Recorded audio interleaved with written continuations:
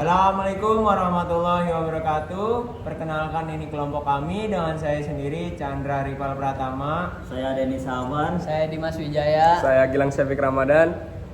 Oke, kali ini kita akan melakukan pengecekan baterai dengan standarnya itu 12 volt. 12 volt. Aki menunjukkan masih dalam angka standar. Oke, kali ini kita akan melakukan pengecekan down drop volt pada aki. Nah, tadi angkanya 10. Setelah melakukan pengecekan aki dan down drop volt, kita akan melakukan pembongkaran dan pengecekan pada sistem motor starter. Setelah terlepas, kita akan melepaskan baut panjang yang ada pada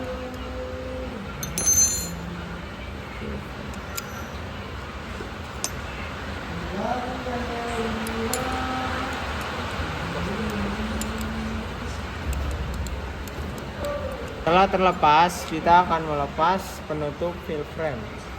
Lalu kita lepaskan fill frame-nya. Setelah itu brush holder. Di sini kita lepas armatur dan drive lever-nya. Setelah itu lepas brush dan pair-nya.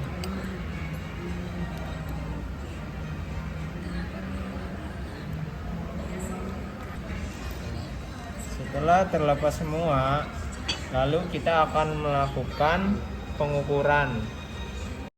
Dan selanjutnya periksa komutator dari kemungkinan sirkuit terbuka.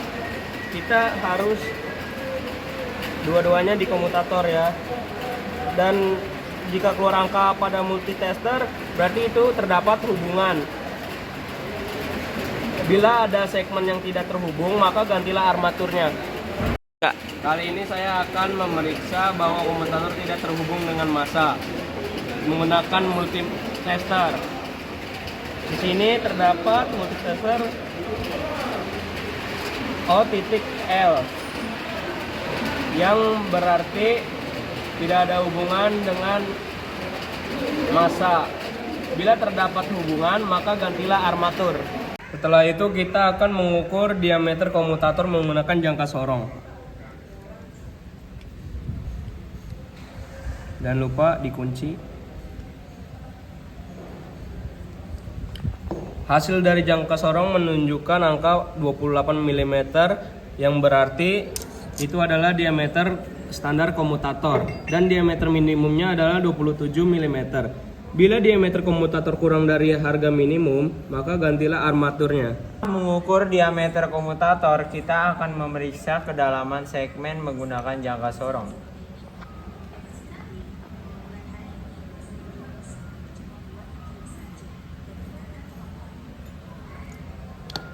Mengukur kedalaman menggunakan jangka sorong menunjukkan hasil 0,6 yang berarti itu masih masuk ke dalam diameter standar. Bila kedalaman undercut kurang dari harga minimum, perbaiki dengan menggunakan daun gergaji dan haluskan sisi luarnya. Setelah itu kita akan memeriksa field coil dari kemungkinan sirkuit yang terbuka. Field coil terhubung. Bila tidak ada hubungan, maka gantilah field frame. Setelah itu, periksa bahwa field coil tidak berhubungan dengan massa. Tidak ada hubungan, berarti tidak harus diganti field frame-nya. Bila ada hubungan, maka gantilah field frame-nya. Oke, kali ini kita akan memeriksa plunger yang ada di magnetic switch-nya. Dorong plunger ke dalam dan bebaskan. Pastikan bahwa plunger cepat kembali ke posisi semula. Lakukan tes sirkuit terbuka pull-in coil, yaitu dari terminal C ke terminal 50. Jangan mendorong plunger tersebut. Bila ada hubungan, maka tidak usah mengganti magnetic switch. Bila tidak ada hubungan, gantilah magnetic switch. Dan setelah itu lakukan tes sirkuit terbuka holding coil dengan menggunakan terminal 50 dengan switch body.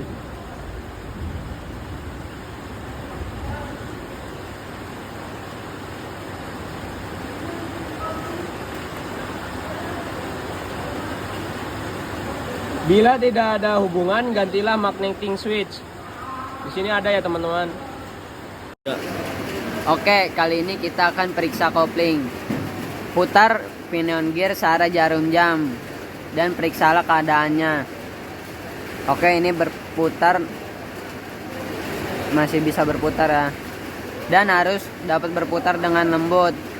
Putarkan pinion gear berlawanan jarum jam dan periksa keadaannya harus terkunci.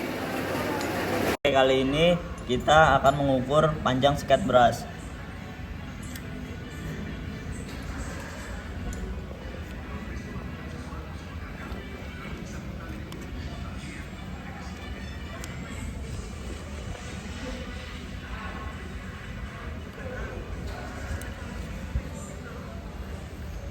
Panjang sikat brush 16 mm dan panjang minimumnya 10 mm.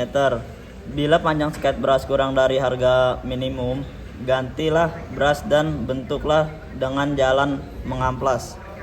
Jika sudah terpasangnya per pada brush, setelah itu kita akan memasang brush holder.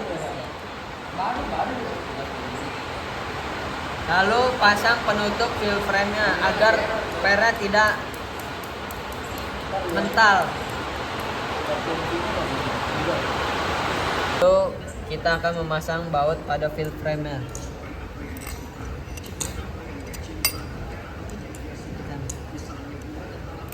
Oke, kali ini kita akan memasang kembali magnetic switch-nya.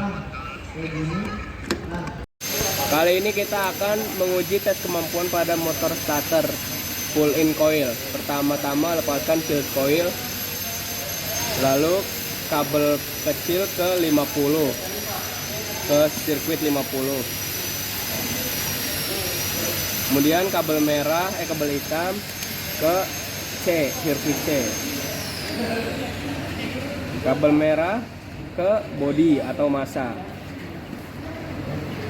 Kita perlu perhatikan bahwa pull-in coil ini dia menggunakan sirkuit minusnya 2, yaitu massa dengan sirkuit C.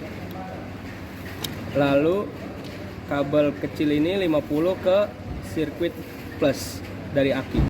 Oke, bereaksi. Dan Ya, yuk.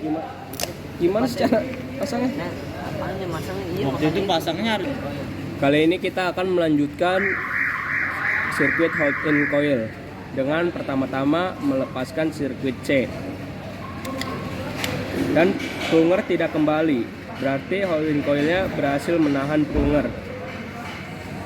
Kemudian kita melepas kabel bodi atau massa dan plunger kembali. Itu tandanya tes kembalinya plunger berhasil. Kali ini kita akan melakukan tes kemampuan tanpa beban. Pertama-tama kita pasang field coilnya, lalu kabel kecil ke 50, sirkuit 50.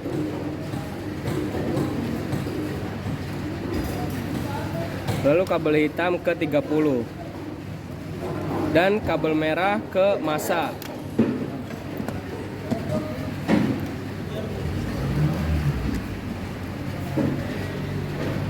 Tanpa beban di sini kita menggunakan sirkuit plusnya 2 kabel. Pertama sirkuit 30 ke plus dan 50 ke plus juga. Terakhir massa ke minus. Kita akan mencobanya.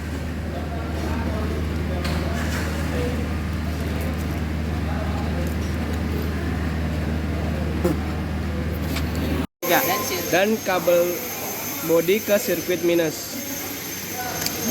Dan pinion gear akan berputar. berputar. Oke.